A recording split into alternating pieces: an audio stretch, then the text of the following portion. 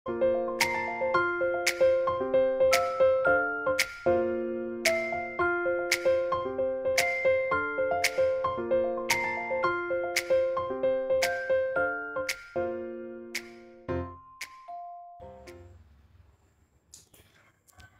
adik-adik pejuang KSM Biologi. Untuk KSM tahun 2023 sesuai janji kakak akan bahas lanjutan video pembahasan soal KSM Biologi Provinsi tahun 2022 bagian part 2, yaitu dari soal 21 sampai ke soal 40. Sebelum kakak lanjut ke pembahasannya, seperti biasa untuk membantu pengembangan channel ini, jangan lupa untuk subscribe dan bunyikan tanda loncengnya untuk menerima notifikasi jika ada video-video terbaru.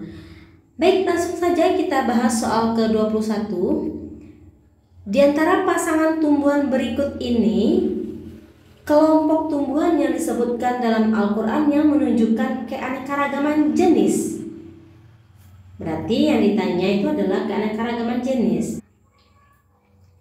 Keanekaragaman jenis dalam famili berarti dia memiliki urutan atau tingkat famili yang sama, tetapi spesiesnya sudah berbeda.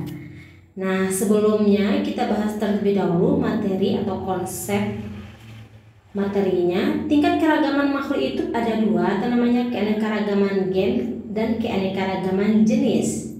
Sebenarnya banyak sih, bukan dua aja, tapi yang biasanya sering ditanyakan itu yang dua ini, keanekaragaman gen dan jenis. Kalau keanekaragaman gen adalah keanekaragaman yang terjadi di dalam satu kelompok spesies. Artinya spesiesnya sama tetapi varietasnya yang sudah berbeda.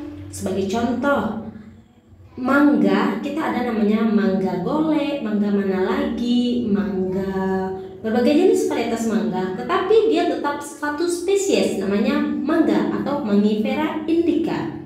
Itu namanya keanekaragaman gen. Nah, kita lihat di sini yang mana aja contoh keanekaragaman gen yang ada di sini. Oke, satu pisang raja dan pisang Cavendish. Intinya dia satu spesies, yaitu spesies pisang. Berarti gennya yang berbeda atau varietasnya. Kemudian yang kedua ada rutab dan azwa. Intinya adalah keduanya ini yaitu buah kurma. Cuman varietasnya yang berbeda, ada varietas rutab dan azwa. Artinya dia kedua-duanya adalah buah kurma. 1, 2 itu adalah keanekaragaman gen, berarti 1, 2 kita coret. Kita coret, tinggal tersisa C dan D jawaban kita. Kalau kita lihat yang ketiga, D5 merah dan D5 putih. Intinya ini adalah buah D5. Yang 3 juga kita coret, berarti udah bisa dong ditebak. Yang D456 itu adalah jawabannya. Karena keanekaragaman jenis atau spesies adalah keanekaragaman berbagai jenis makhluk hidup. Seperti contoh, benar nggak sih yang 456 ini jawaban yang betul? Kita lihat nomor 4, anggur dan kismis. Anggur ya buah anggur, kismis ya buah kismis. Dua spesies yang berbeda, tetapi dia ditetapkan dalam satu famili atau jenis kelompok famili, yaitu Vitaceae. Kemudian bawang merah dan bawang putih. Bawang merah ya bawang merah, bawang putih ya bawang putih, tapi dia dimasukkan ke dalam satu kelompok keluarga besar, yaitu Liliaceae. Kalau nomor 6, kelapa dan aren itu juga dua spesies yang berbeda. Dia dimasukkan ke dalam jenis famili Aricaceae. Kemudian kelapa hijau dan kelapa gading ini adalah kelapa, hanya varietasnya yang berbeda, berarti itu adalah keanekaragaman gen. Berarti benar jawabannya adalah 4, 5, dan 6. Baik, lanjut ke soal 22. Perhatikan surat An-Nur ayat 45 yang digaris bawahi.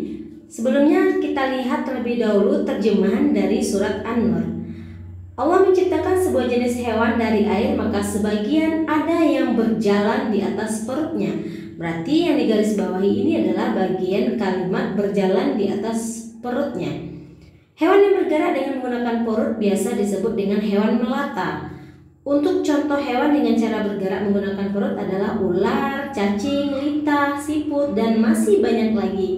Tapi pertanyaannya ada satu kata kunci, yaitu salah satu golongan hewan yang dapat ditafsirkan dari ayat yang digarisbawahi dapat bertindak sebagai dekomposer atau pengurai.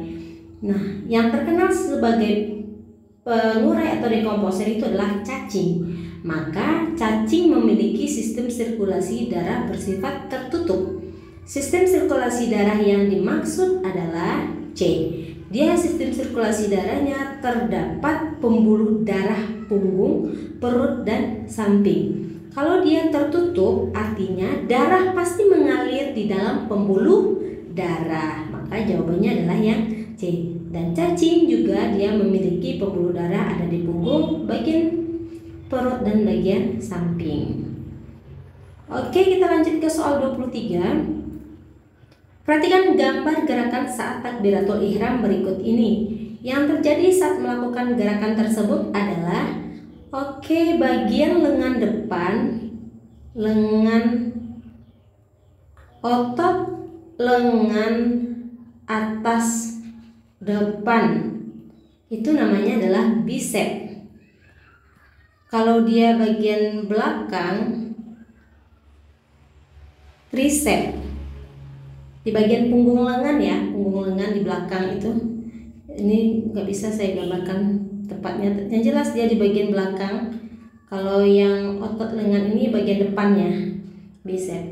Nah, yang terjadi adalah kalau tricep salah, yang betul adalah bicep. Sekarang dia ekstensi memanjangkah atau aduksi, gerakan mendekat ke postur tubuh, mendekat ke tubuh. Jawabannya adalah yang D. Dia kontraksi otot bicep lengan atas yang depan ini, lengan atas bagian yang depan ya, dan menghasilkan gerak abduksi. Abduksi dan aduksi bedanya adalah abduksi menjauh, aduksi mendekat. Ab jauh, ad dekat. Itu dia kata kuncinya. Kalau saya dulu belajarnya mengingatnya adalah saya ingat aja abang jauh, adik dekat. Berarti abduksi itu jauh, adduksi itu dekat. Jadi dia cuma bedanya di B sama di D. Oke, kalau yang contoh dari abduksi atau menjauh adalah seperti kita melintang tangan, membujur. Berarti kita menjauhi posisi tubuh tangan kita. Jadi kalau mendekati lagi ke posisi tubuh kita, itu namanya mendekat atau adduksi. Oke, itu dia soal 23. Kita lanjut ke soal 24. Perhatikan gambar organisme berikut ini. Mekanisme produksi yang tidak dilakukan oleh organisme tersebut adalah. Gambar ini adalah gambar Anabaina, salah satu spesies dari kelompok cyanobacteria atau bakteri autotrof. Karena dia mampu melakukan fotosintesis atau ganggang hijau biru namanya. Dari spesies Anabaina. Anabaina atau kelompok cyanobacteria, dia reproduksinya bisa melalui fragmentasi, bisa membentuk spora, bisa melalui pembelahan sel secara langsung atau biner. Yang tidak dilakukannya adalah fertilisasi. Fertilisasi ini adalah penyatuan gamet. Berarti harus ada gamet jantan dan gamet betina, sementara dia tidak ada jantan dan betinanya. Makanya yang tidak dilakukan adalah fertilisasi. Oke, soal nomor 25. Islam sangat memperhatikan perkara kebersihan termasuk perkara najis. Dalam hadis Nabi Muhammad SAW terdapat pelajaran betapa pentingnya bersuci setelah kencing sehingga terhindar dari siksa kubur. Kencing mengandung urea yang dihasilkan oleh urea dihasilkan oleh hati dari perombakan protein. Urea dihasilkan dari perombakan protein di hati. Kemudian dipisahkan dari darah melalui filtrasi oleh B. Oke, filtrasi atau penyaringan darah oleh ginjal. Yang bertugas itu adalah bagian glomerulus. Nah, glomerulus inilah bagian ginjal yang berfungsi untuk menyaring darah tentunya. Kemudian urin disimpan sementara oleh C. C itu kandung kemih sebelum dikeluarkan dari tubuh. Jadi A, B, dan C yang dimaksud adalah hati, bahasa Latinnya adalah liver. Kemudian ginjal, bahasa Latinnya adalah renal. Kemudian C yaitu kandung kemih, bahasa Latinnya adalah vesika urinaria. Jadi jawabannya adalah yang C. Baik, soal nomor 26. Soal nomor 26 itu saya ragu cara mencarinya, saya takut salah memberikan kesalahan. Tapi dalam logika berpikirnya saya mempunyai kemampuan bahwa yang 3 ini tingkat inbreedingnya atau perkawinan sedarahnya itu lebih kecil dibandingkan antara 1 dan 2. Sementara yang inbreeding yang paling tinggi itu terjadi di nomor 2. Kemudian di nomor 1 dan nomor 3. Jadi jawabannya antara A dan C kalau dalam logikanya. Tapi untuk mencari dalam rumusnya silakan adik-adik cari sendiri atau menemukan referensi yang lainnya. Oke, saya lanjut. Yang jelas ini ya, perkawinan antar saudara semakin dekat hubungan kekeluargaannya, maka nilai koefisien inbreeding keturunannya akan semakin tinggi. Inbreeding itu adalah perkawinan sedarah atau perkawinan dengan kerabat dekat. Itu dilarang sebenarnya di dalam Islam. Oke, saya lanjut ke soal nomor 27. Dalam tubuh kita terdapat bentuk enzim dalam keadaan tidak aktif yang disebut zimogen. Zimogen akan aktif apabila diaktifkan oleh suatu aktivator. Berikut ini zimogen, aktivator, dan enzim fungsional yang paling bekerja. Oke, ini ya kata kuncinya, paling bekerja saat kita menjalankan ibadah sahur dan berbuka puasa adalah. Oke, berarti ibadah sahur dan berbuka puasa itu adalah kita berarti makan dong ya. Kalau kita makan, berarti di sini tripsinogen itu adalah sebuah zimogen. Kemudian dia diaktifkan oleh aktivator yang namanya enterokinase, barulah dia menjadi enzim aktif namanya tripsin. Enzim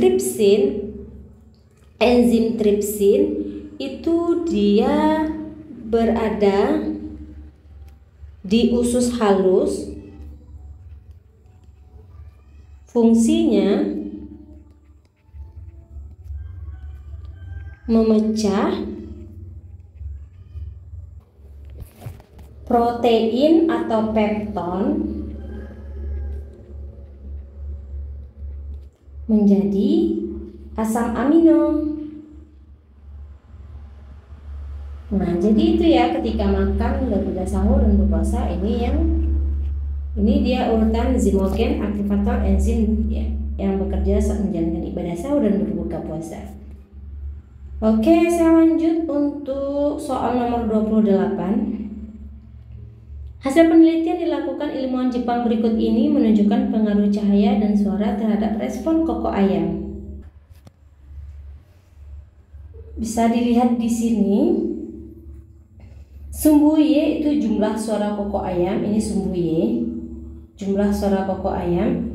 Sementara grafik X itu ada intensitas desibel, kemudian jam. Oke, yang jelas itu grafik Y itu tetap, itu adalah jumlah suara koko ayam.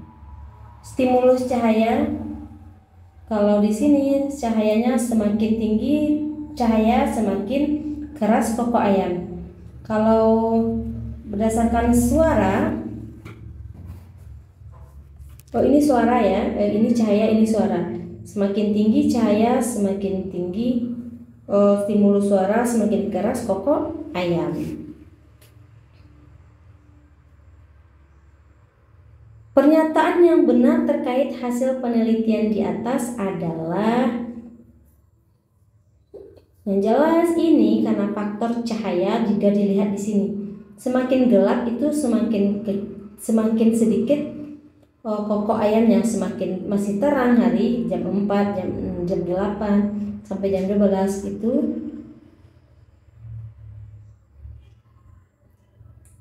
dia masih tinggi suara kokok ayamnya.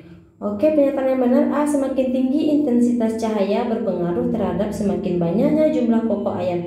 Hasil ini senada dengan stimulus intensitas suara. Ayam berkokok dapat berarti bahwa ayam sedang melihat malaikat. Allah SWT menciptakan malaikat dari cahaya. Pernyataan tersebut didukung oleh hadis. Jika Anda mendengar kokok ayam jantan, mintalah karunia-Nya kepada Tuhan karena Dia telah melihat malaikat. Malaikat diciptakan dari cahaya, jin dari api, dan Adam dari apa yang telah dijelaskan padamu. Kalau yang C itu Fussilat itu menjelaskan tentang malaikat yang bertasbih. Kalau yang D itu sama dengan Azariyat bahwa Allah tidak menciptakan jin dan manusia selain beribadah kepadanya. Kemudian Fussilat tentang malaikat yang bertasbih. Jadi yang cocok itu memang jawaban yang A, sesuai dengan hadis dan dua hadis yang menyokong tentang hasil penelitian ini. Baik, saya lanjut untuk soal ke-29. Banyaknya kombinasi macam gamet yang disusun dari ini ya, yang disusun dari gamet yang besar ini adalah setara dengan urutan ayat pada surat An-Naba berikut ini. Cara menghitung menyusun gamet, menghitung kombinasi macam gamet, kita menggunakan rumus 2 pangkat n, di mana n di sini adalah jumlah pasangan alel heterozigot. Heterozigot itu adalah berbeda, bisa jadi A besar, A kecil, seperti itu ya. Yang penting dia berbeda, tidak homozigot atau sama. Ini Z besar, Z kecil, ini heterozigot berarti 1 pasang, 2 pasang ini homozigot karena sama, 3 pasang ini homozigot, ini berarti 4 pasang. 2 pangkat 4 sama dengan 16. Maka jawaban yang tepat adalah yang B, yaitu ayat ke-6 dari surat An-Naba, yaitu wajannatin alfafa. Baik, dia soal ke-29. Saya lanjut ke soal 30. Hewan halal salah satu syariatnya adalah berasal dari hewan yang disembelih dengan menyebut asma Allah. Sejalan dengan ilmu pengetahuan dan teknologi, ditemukan perbedaan antara protein yang dihasilkan dari hewan yang mati disembelih dan mati tanpa disembelih. Berikut adalah hasil uji protein yang dihasilkan dari hewan yang mati disembelih dan tanpa disembelih. Ini yang non halal, ini yang halal. Berarti ini tanpa disembelih, ini yang disembelih. Kita lihat bahwa pada bagian yang tidak disembelih itu rata-rata semua proteinnya tinggi, dalam artian juga protein stresnya juga tinggi, sehingga rasionya paling tinggi di antara yang rasionya paling tinggi 6 ya, rasionya paling tinggi antara yang protein stres yang dihasilkan dari mati tanpa disembelih dengan yang disembelih. Oke, mari kita lihat pernyataan berdasarkan data yang diperoleh di atas dapat dianalisis bahwa hewan yang mati tanpa disembelih mengalami stres karena dihasilkan HSPA yang rasionya paling tinggi bila dibandingkan protein lain yang dihasilkan. Oke, betul ya. Tadi itu protein stresnya. Kemudian protein VWF itu glikoprotein perekat yang katanya hanya berinteraksi dengan protein karetikulin. So, kita lihat bahwa VWF berarti dengan karakterkulin juga bereaksi sedikit dengan ini si enolin. Jadi salah ya yang option B. Kalau option yang C, protein S tidak berinteraksi dengan protein manapun sehingga tidak dapat digunakan sebagai pembanding antara tidak. Protein VWF ya ini tidak berinteraksi. Berarti yang jawaban itu adalah yang A, itu. Soal nomor 31. Berikut ini studi kerangka kerja suatu penelitian responden stres psikologi sosial, kemudian dilakukan treatment. Hasil treatmentnya ada hasilnya A, B. Nah, pernyataan yang tidak benar untuk melengkapi framework studi di atas yang ditunjukkan oleh A dan B adalah Treatment sesuai dengan anjuran yang tertulis dalam Al-Furqan ayat 64 itu tentang beribadah malam. Apa hasilnya? Akan meningkatkan imunitas dengan indikator A adalah IG globulin.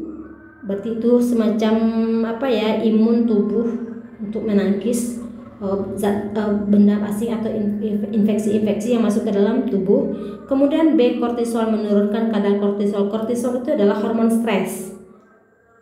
Berarti ini benar dong, menurunkan hormon stres dan meningkatkan imunoglobulin.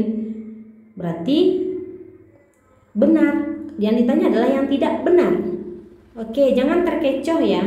Kita menemukan jawaban yang benar langsung dijawab. Ternyata pertanyaannya adalah yang tidak benar. Yang B, treatment sesuai dengan anjuran yang tertulis dalam Al-Baqarah 183 yaitu berpuasa akan meningkatkan taraf kesehatan dengan indikator A itu kadarnya meningkat, hormon stres kadarnya meningkat. Kemudian yang B, trigliserida atau total kolesterolnya menurun. Gak mungkin dan hormon stresnya meningkat, sementara kan kita treatmentnya agar yang meningkat itu adalah hormon kebahagiaan, sehingga menurunnya hormon stres. Jadi jawaban yang tidak tepat itu adalah yang B. Kalau yang C, kita lihat treatment sesuai dengan anjuran yang tertulis dalam Al-Isra ayat 79 yaitu sholat tahajud. Dia akan meningkatkan yang A, serotonin itu hormon kebahagiaan, sedangkan B itulah hormon stres. Berarti menurunkan hormon stres dan meningkatkan hormon kebahagiaan. Ini benar dong. Kalau yang D, treatment sesuai dengan anjuran yang tertulis dalam Al-Baqarah 184, kalau jika sakit boleh tidak berpuasa katanya.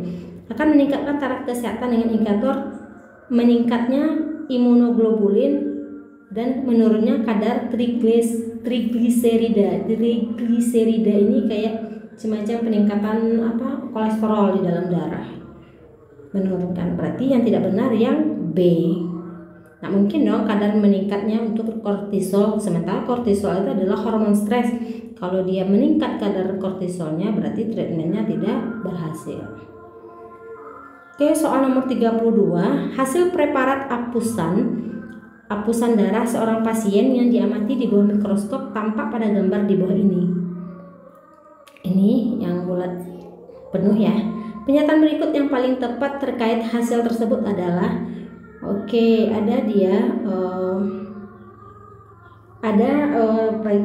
bagian darah, di bagian keping darah itu ada neutrofil, eosinofil dan basofil. Masing-masing fungsinya adalah untuk menghalangi infeksi kuman atau bakteri yang mencoba masuk lewat luka. Paling aktif dan banyak terdapat dalam nanah itu kalau neutrofil. Kalau eosinofil dia bekerja dengan melepaskan racun untuk menghancurkan patogen, sedangkan basofil mengeluarkan antibodi untuk mencegah penggumpalan darah. Kalau A katanya neutrofil banyak diproduksi sebagai tanda seorang sedang salah. Dia adalah bakteri atau kuman, nggak mungkin virus. Kalau B, eosinofil penderita TBC disebabkan oleh bakteri. Kita lihat eosinofil itu gambarnya seperti ini, sementara dia hasilnya adalah bulat.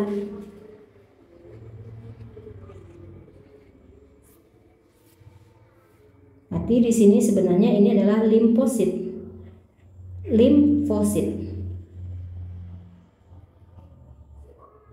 Bagaimana kita lihat yang C. Pasien sedang terjangkit monkeypox. Terbukti jenis leukosit didominasi oleh limfosit. Nah, betul nih ya. Penyakit ini disebabkan oleh virus ya. Kalau yang D salah, kenapa? Penderita pneumonia ditandai dengan jumlah basofil tinggi disebabkan oleh bakteri. Sementara gambar apusan tadi itu menunjukkan adanya limfosit. Berarti jawabannya adalah yang C. Oke, soal nomor 33. Seberapa besar kemungkinan ada 5 anak dalam keluarga yang memiliki urutan berturut-turut dan itu adalah laki-laki, perempuan, laki-laki, perempuan, laki-laki. Oke, jika ada 5 anak berarti kejadiannya nanti akan terjadi 32 kali percobaannya ibaratnya. 32 kali kejadian dan satu di antara 32 kejadian ini akan menghasilkan anak laki-laki, perempuan, laki-laki, perempuan, laki-laki, yaitu 1/32 hasilnya 0,03125. Bisa menggunakan pohon seperti ini. Bolehkah saya gambarkan?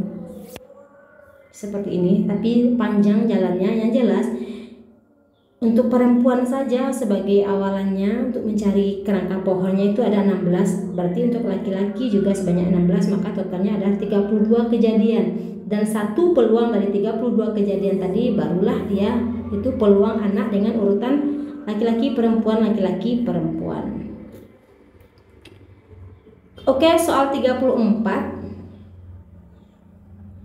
Attention to the following verse of the Quran. Artinya adalah dalam ayat Al-Quran ini tersirat perilaku salah satu hewan. Perilaku yang dimaksud termasuk dalam jenis wa auha rabbuka ilan nahal. Sebenarnya tanpa kita tahu ini surah apa, tapi dari kata an-nahal itu udah ketahuan itu adalah lebah. Dan untuk artinya sendiri pun, dan Tuhanmu mengilhamkan kepada lebah, buatlah sarang di gunung-gunung, di pohon-pohon kayu, dan di tempat-tempat yang dibikin manusia. Perilaku yang ditunjukkan oleh satu hewan ini termasuk jenis yang mana? Classical conditioning. Classical conditioning ini semacam pembiasaan, pengkondisian biasanya. Kalau kita contohnya di dalam kelas itu hal-hal yang dibiasakan secara klasikal gitu. Kalau yang B, insect behavior, kelakuan perilaku dengan menggunakan akal. Mungkin adalah kemampuan dia buat sarang, kemampuan dia bikin pohon-pohon kayu. Itu kan kemampuan yang ada beberapa hewan yang memang punya bahasa-bahasa seperti itu. Yang membedakan kita manusia dengan hewan itu kan sebenarnya adalah pembahasaan kita, bahasa atau pengakalan kita. Tapi kan ada beberapa hewan yang diilhami oleh Allah dengan bahasa berkomunikasinya atau interaksinya atau bahasa perilakunya. Misalnya kayak lebah itu dia menggerak-gerakkan atau menari-nari, itu kan semacam interaksi melalui bahasa berarti kan. Dan insect behaviornya menggunakan akal, berarti kan dia punya kemampuan membuat sarang, pohon-pohon, kayu-kayu, tempat-tempat yang dibikin manusia. Kemudian imprinting behavior, imprinting itu kayak perekaman. Ini biasanya pada saat lahir anak yang baru lahir itu dia akan merekam siapa orang tuanya, siapa induknya, siapa bagaimana suaranya, itu dia imprinting. Kalau stereotip behavior itu perilaku yang didasarkan pada stereotip orang lain terhadap dia gitu.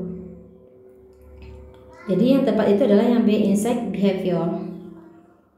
Oke, soal nomor 35. Pada saat berbuka, Ramadhani mengkonsumsi makanan dan minuman manis secara berlebihan. Hal ini membuat kadar glukosa darah menjadi 120 ml per 100 ml. Berarti ini konsentrasi gula ya. Apabila laju filtrasi 175 ml per menit, sementara glukosa dalam urin adalah 20 ml per menit, maka yang terjadi pada tubuh Ramadhani adalah, oke, kita lihat bahwa jumlah glukosa yang dikeluarkan plasma, jumlah glukosa sama dengan jumlah glukosa dalam urin. Berarti adalah 20. Berarti glukosa yang dikeluarkan plasma itu 20. Berarti ini dicoret, 40 dicoret, cuman tinggal dua jawaban kita, B dan D. Kita lihat jumlah glukosa yang difiltrasi atau disaring. Berarti laju filtrasi dikali konsentrasi gula. 175 dikali 120 per 100 itu hasilnya adalah 210. Sementara yang direabsorpsi, diserap kembali, itu jumlah yang difiltrasi dikurang dengan jumlah yang dikeluarkan tadi. Berarti 210 dikurang 20 hasilnya 190, itu yang direabsorpsi kembali. Maka jawabannya adalah yang B. Filtrasi artinya disaring, reabsorpsi diserap kembali. Hasil saringan berupa buangan 20. Makanya yang diserap itu cuma 190. Itu dia. Oke, saya lanjut ke soal nomor 36. Pada saat kondisi kita lelah, otot-otot kita kekurangan oksigen. Ini dalam kondisi anaerob, tanpa oksigen. Hal tersebut berpengaruh terhadap berbagai metabolisme yang terjadi dalam tubuh. Salah satunya tampak pada percobaan sel-sel otot yang diinkubasi sedalam kondisi teroksigenasi dan seketika dikondisikan anoksik guna mengukur konsentrasi berbagai metabolit segera setelah konsentrasi oksigen diturunkan, menunjukkan hasil sebagaimana pada gambar di bawah ini. Perubahan konsentrasi glukosa 6-fosfat disebabkan oleh jumlah glukosa 6-fosfat itu peningkatan laju glikolisis, makanya glukosa 6-fosfat segera dipecah. Kemudian, inisiasi peningkatan konsentrasi fruktosa 1,6 bifosfat disebabkan oleh itu adalah fosfofruktokinase. Karena apa? Dia pengkatalis untuk menghasilkan 1,6 bifosfat. Makanya dia dihasilkan dari fruktosa 6-fosfat yang dikatalis oleh fosfofruktokinase menjadi suatu 6-bifosfat. Dan kondisi konsentrasi laktat gimana di dalam sel? Terjadi penumpukan atau peningkatan asam laktat. Makanya ketika kita berolahraga terjadi pemecahan glukosa di otot kita melalui secara glikolisis, dan kalau tidak adanya oksigen maka akan terjadi penumpukan asam laktat. Makanya capek-capek atau penat rasanya otot kita. Itu karena terjadinya peningkatan asam laktat. Maka jawabannya adalah yang B.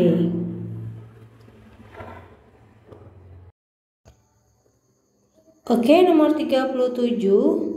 Babi adalah hewan yang diharamkan untuk dikonsumsi dalam agama Islam. Salah satu cara yang dapat dilakukan dalam meneliti kandungan babi adalah dengan melihat komposisi asam aminonya.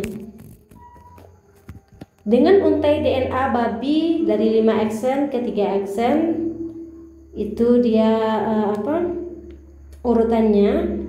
Nah, dengan bantuan tabel kode genetik berikut, tentukanlah sequence rantai antisense DNA babi dari 5 aksen ke 3 aksen. Nah, ini agak cukup membingungkan ya, padahal ini dari 5 aksen, ini 3 aksen, ini sense, dan ditanya adalah antisense tapi dari 5 ke 3. Berarti itu bisa dikatakan adalah yang ditanya adalah mRNA atau RNA duta. Atau mari kita lihat seperti ini. Di soal diketahui sense-nya 5, aksen ketiga dengan urutannya ini.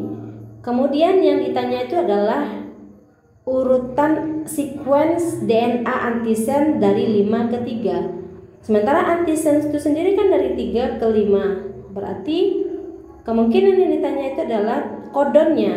Maka kalau yang ditanyanya kodon adalah urutannya, cukup mengambil urutan sense tadi, mengambil urutan soal tadi, tetapi ubah T menjadi U. Karena dalam RNA ini sudah masuk dalam kategori RNA, tidak ada namanya timin, tetapi yang ada adalah urasil. Berarti kan kalau DNA A lawannya T, C lawannya G. Ini kalau dia DNA. Tapi kalau untuk RNA, A lawannya U karena T nggak ada, C lawannya G. Itu aja bedanya. Maka kalau ditanyanya dari 5 ke 3, maka kita ambil urutan soal tadi, urutan sequence yang ada di soal, lalu kita ganti huruf T, semua huruf T menjadi U. Jadi kalau dia ATA menjadi AUA, gitu dia. Itu jawaban untuk nomor 37. Oke, boleh koreksi jika saya keliru, karena saya juga bingung dengan maksud soal di nomor 37. Kalau dia minta antisense berarti harusnya dari 3 ke 5, karena ini adalah sense dan antisense. Tapi kalau sekuen rantai antisense DNA dari 5 ke 3, maka bisa saya patokan itu yang diminta adalah mRNA atau kodon. Caranya sama itu ya, sama berarti cuman mengganti T menjadi U.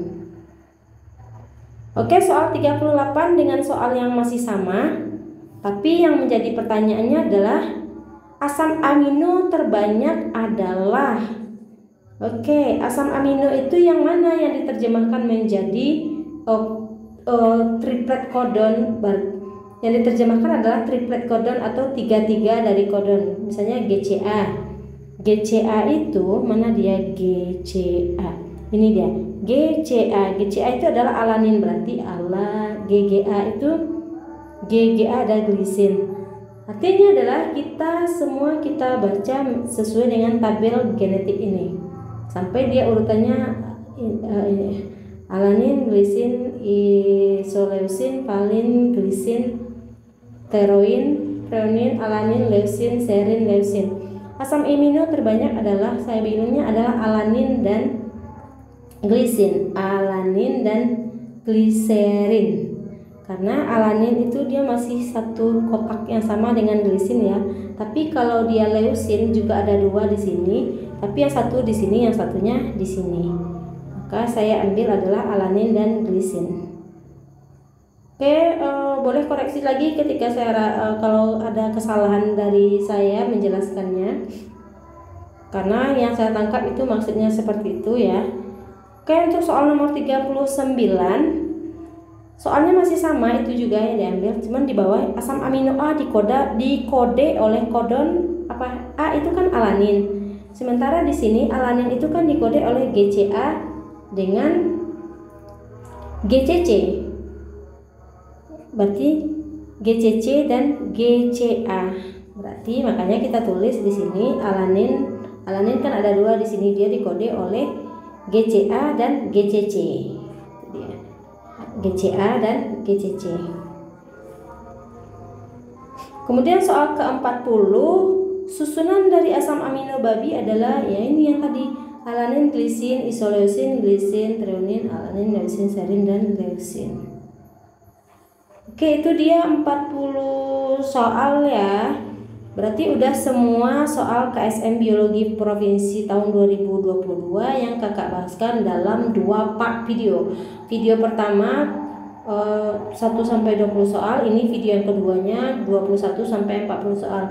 Baik adik-adik, kalau adik-adik ada yang belum nonton video pertamanya, silahkan tonton terlebih dahulu video pertamanya, baru tonton yang kedua agar nyambung materinya.